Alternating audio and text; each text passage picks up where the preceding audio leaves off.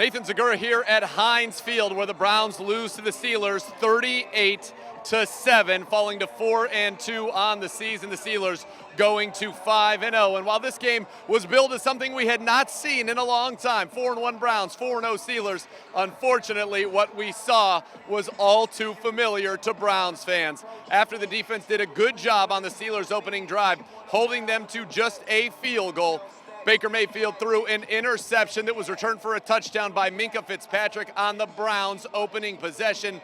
It was 10-0. It would get to 24-0, and it would get to the final of 38-7. The Browns never really were in this game, unfortunately, as the Steelers' defense dominated the Browns' offense every single time they had the ball. They sacked Baker Mayfield 4 times on the day. They forced 2 interceptions, had a 3rd interception called back due to a penalty. They held the Browns to a season low in terms of rushing yards. They held the Browns to a season low in terms of total yards. And they held the Browns to 1 of 15 combined on 3rd and 4th down conversions. That's not a winning recipe, and the Browns clearly have a lot of questions coming out of this game.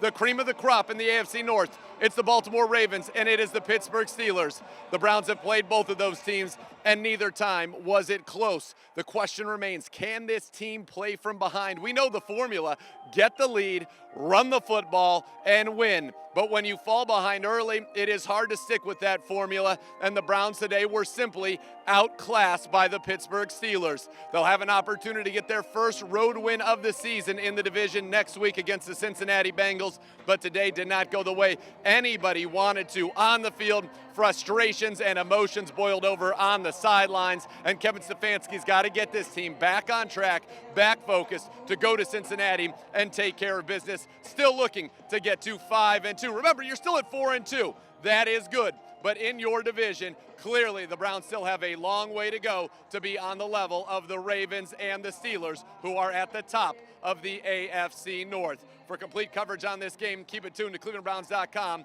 and the Browns mobile app.